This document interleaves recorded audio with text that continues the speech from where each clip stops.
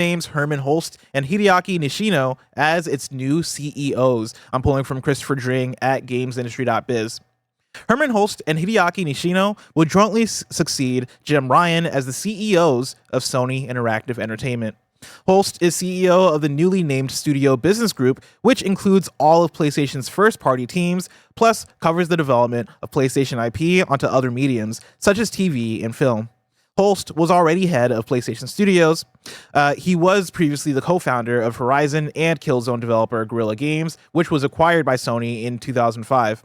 Hideaki Nishino will lead the Platform Business Group, which includes console hardware, technology, accessories, PlayStation Network, and third-party relations, covering major publishers and indie studios. He was already SVP of Platform Experiences. He's been part of the Sony business since 2006, holding numerous roles at Sony Network Entertainment, Sony Corporation, and SIE. Both leaders will report to Sony Interactive Entertainment chairman Hiroki Totoki, who has been acting CEO of the division since Jim Ryan stepped down from the role at the end of March. Totoki is also president, COO, and CFO of Sony Group Corporation. The latest changes will take effect from June 1st. Tim, it's been decided. It's been decided, and I don't think it's too big of a surprise answer here. And I also think that just on paper, this seems like the right call. You know, this weekend I watched a phenomenal film, Kingdom of the Planet of the Apes, and it reminded me something that I often think about, but potentially not enough, Bless, and that is apes together strong. Sometimes you need the team. Yeah. More people, more brains, more checks and balances can allow things to be a little bit better run. So I think having co-CEOs here with different backgrounds and different focuses, probably a good thing for a company as varied and broad as PlayStation. And them talking about specifically Studio Business Group, and this including all of PlayStation Studios when it comes to video games and its multimedia IP crossovers. They need that. They need as many eyes as possible, and they need to be able to funnel down to different levels of management and different levels of executiveship to take control over all this stuff. Now, granted, look at another team that has multiple leadership positions, and they go through a lot of issues. I'm not saying this is going to work flawlessly. Talking about Xbox, obviously, here. But I do think that it is very important that Herman came from game dev background, and we look at the importance and role that Herman himself has had at PlayStation over the last 5-10 years now. It's really kind of not a surprise, and I think a good thing to see him gain power here and be in the position he's in. Specifically, when you look at PlayStation, we always give them credit for what PS4 did of creating these prestige titles. We understand a PlayStation Studios game looks like X, Y, and Z. They turned the Killzone company into one of those XYZ companies of Horizon. They can make Horizon. And then on top of that, the Decima engine, hey, we got Kojima. We want him to make a game for us. Oh, we got an engine that's going to allow that to happen on our tech. And then it just happened, which is pretty damn impressive.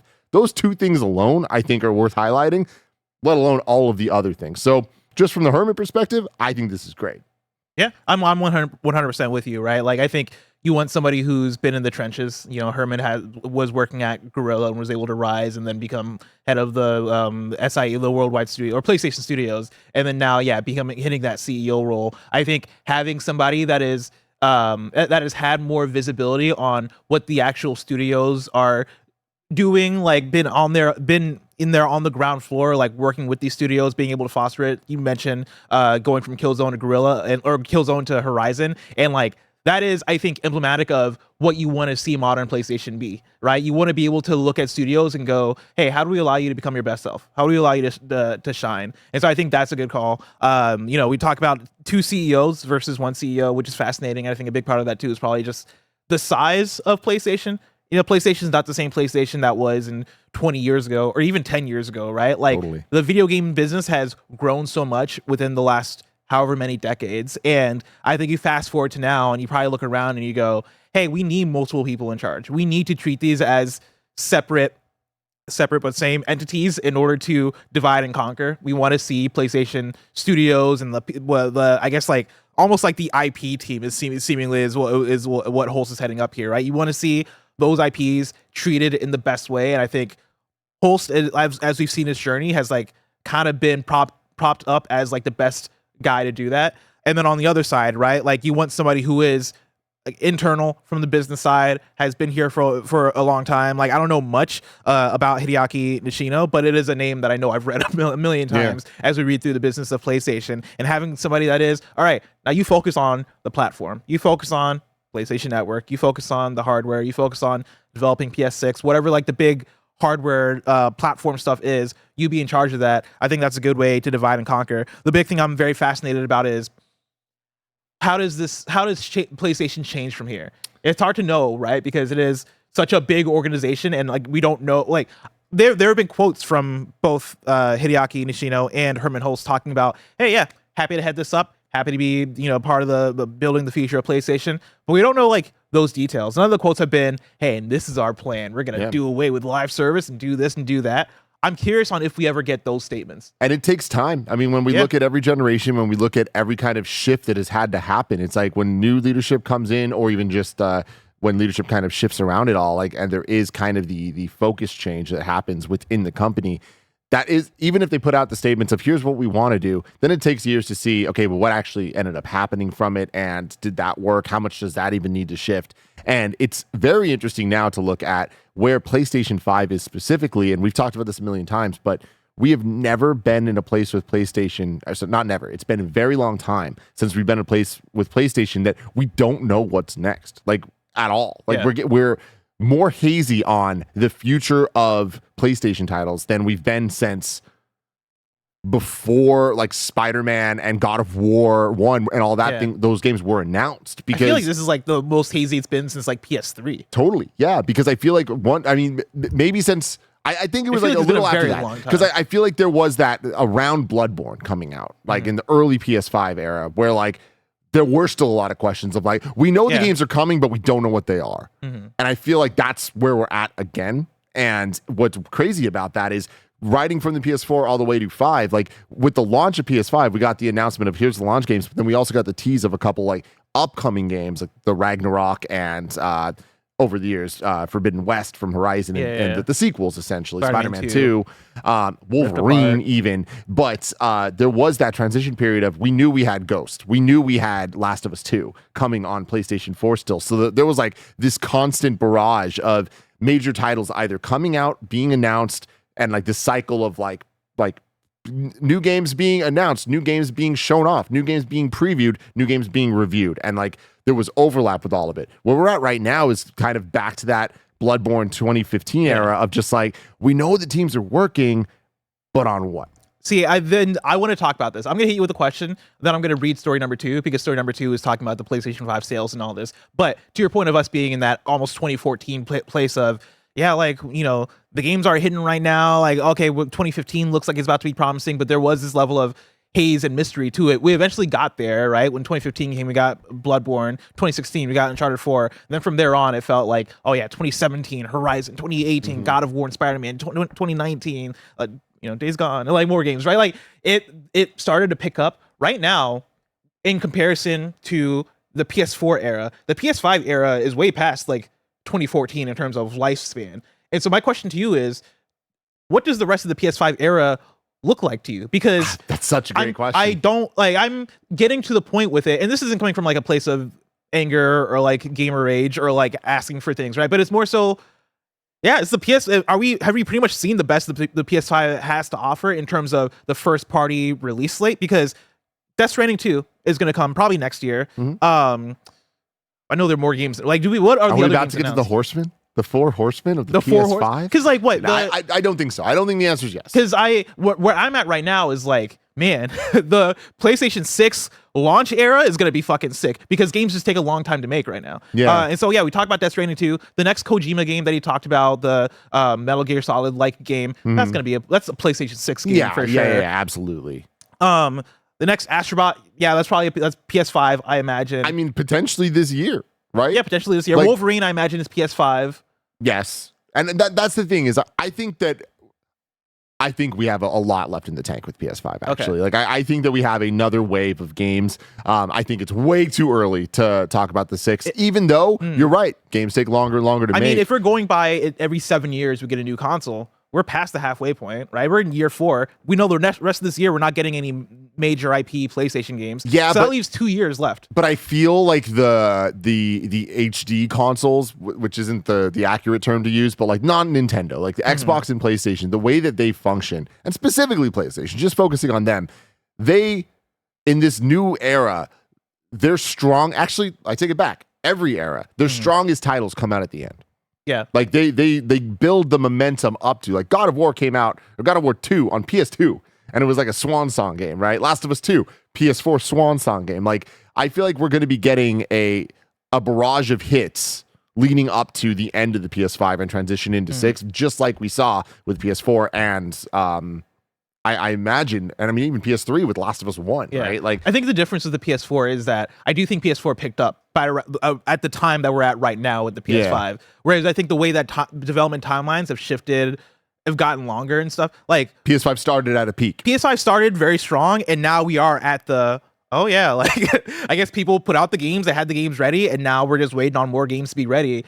But it's I just think that the lull is going to take place instead of where it did at the PS4 in the beginning. I think it's just going to be in the middle, and we're just in it right now. And like, lull doesn't mean nothing, right? We just got Final Fantasy VII Rebirth, like, and I know that's not a Sony exclusive, but like, they made deals with that for it to act like, as you know, it. I saw, there's been a big conversation of like where are all the PlayStation games, and to your point, we got Rise of the Ronin, Final Fantasy VII Rebirth, and Helldivers 2 in like already this year. Yeah, I'm not saying there's definitely like no games coming out, but I'm talking about like the big, like the first party stuff especially. But they straight up said it's not happening. Yeah, like that's the thing is they've communicated it and they've let us know. And like is that unfortunate to somebody that loves those games more than most games? Yeah, it is. But also, I have the patience and understanding that these games are huge and take so much time, and I'd rather get them right. My question on top of that then is, do you think that needs to change? Like, do you think that is a strategy that Herman and Hideaki and the PlayStation team, I guess it would be more so on Herman's team, they talk to each other and go, yeah, we can't let a slope like that happen again, where there is like just 1 to 2 year drought of PlayStation first party stuff? No, because here's the thing. Again, it comes from a place of me being selfish and wanting those things. So, of course, I'm like, this can't happen again. But the reality is this isn't a problem at all. Like, we're about to talk about hardware sales. So we're about to talk about all that stuff. It's like, things are working. They're not working at the utmost capabilities of them or whatever. But, like, that's business as a whole. There's a lot of decisions being made. There's a lot of chasing money and, like, live service and stuff like that. That is obviously clearly a very big problem. Teams getting laid off, all the shit. That stuff's those are all issues. And how much money has to go into making these games as big as they are and all that stuff. Yes, there's problems there, but there's also results there, and these games are fantastic. So I don't want to stop seeing those games, Yeah. And I feel like, could they be smaller in some ways? Absolutely. We can say whatever we want, but like, it's the fact of the matter is we've seen so many people over the years, and ourselves included in a lot of ways, say, was that meme that's like, I want to play shorter games with worse graphics and all that stuff, and I'm not kidding and all that stuff. And it's like, that's a cute thing to say, but there's just the reality to it of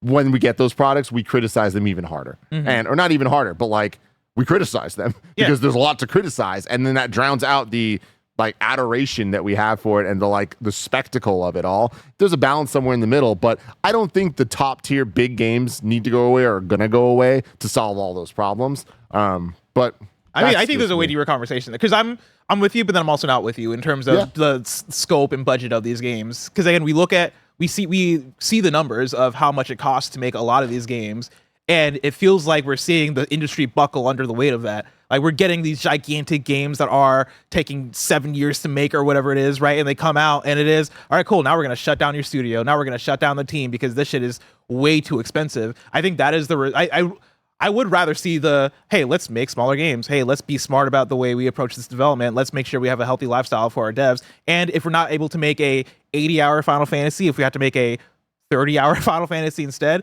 for me, I do prefer that. And like, I think that doesn't have to be a thing that's criticized if you approach it well. Like, I don't think anybody is here looking at Animal Well going, this game's too small, this game's too indie, this game's too... Like, Animal Well right now... I think there's a lot of people saying that this About game's Animal too Well? indie. Yeah. Like, no. I mean, I think... Again, then those people shouldn't have an opinion. Well... Like, that's a bad opinion. I mean, sorry, I'm coming at this from the place of people are going to look at that game and be like, I'm not playing that game. It's not for me. Sure. I mean, that's Yeah. any game, though. Yeah, no, absolutely. Yeah. Yeah. But I'm like, and the reason is, it's too indie. Like that is not an aesthetic. That is not something that interests them. So I just feel like when we're talking these absolutes of groups, like, yeah, anytime you use any all, it's like this is an impossible conversation. Yeah. So it's I guess I guess we agree about everything we're saying. By the way, like I want to clarify. Side. I guess because you're talking about like Animal World being a very specific thing, and I'm not saying that Animal World is a game that is for everybody, that everybody should play it. But I do think in terms of something being indie, I don't think an indie game is something that like people look at and they're not like, that's not for me. Like you look at the success of something like Hades, you look at something like Stray, you look at like I feel like you look at Rocket League. There's so many indie games that do speak to that wide audience that aren't the biggest scope things, but they are seeing the revenue. I mean, you look at the top of the beginning of this year that led off with Power World being the big thing, right? And also, I mean, Helldivers 2, which I guess Helldivers 2 is a weird one, so you can take it or leave it. But like, I feel like Manor Lords as well being another one that we're seeing these breakout successes that are being made by smaller teams that seemingly have a healthier approach to it. Balatro being another example. I guess my take on this is, yes, you're right. There are examples of smaller teams making games that make a lot of money and the games are great and everyone's happy. There's also examples of giant games that's all true of as well. And then there's a shit ton of examples on both sides of that not being the case. Yeah. So I'm just saying that I don't think that you look at the big games and like, they're a problem. It's they're a problem with most of the big games. I guess that's my thing. But I just don't think that like that the industry should see these games not exist anymore. That's not my argument either. Yeah, I'm not definitely saying that like no game should be 100 hours long because I'm a Persona sicko and I've played Persona 5 like multiple times, right? And Barrett's played it 5 times. I think there's space for any game to exist. I guess my thing is I don't like the rush for every game needing to be a prestige game. And I feel like PlayStation right now has been in this place where, hey, since PS4, we got to make these big prestige, big budget games that are going to like sit as the best of that the industry has to offer. And I guess I look at that and I go, yeah, but is that sustainable? And when I look at the numbers, I go, that's not sustainable, right? And like, what is that? We see the layouts, we see but I do think that what is maybe going, all right, let's have some studios work on these big, like the studios that should be making them. Let's have them make them. But can we look at a lot of our other studios and go, hey, you don't need to make a Last of Us. Like, let's see if we can scope better for you because now we're in a place where we don't have any first-party games coming out. See, the problem there, though, is like they're doing just that. But instead of them being like, hey, make whatever you want, they're like, hey, make a live service game that is going to make a shit ton of money. Yeah. And like that, to me, is the problem. It's not like, oh, man, every team is being forced to make these prestige games. It's, oh, man, instead of when they're not making the prestige games, make something like a Pentiment or something like that, or Hi-Fi Rush. You know what I'm talking about? Yeah. But instead, it's like, oh, no, make a Concord. Yeah. Yeah. And I guess for me, that's just like, that's a bad call. But it is. Yeah. Totally.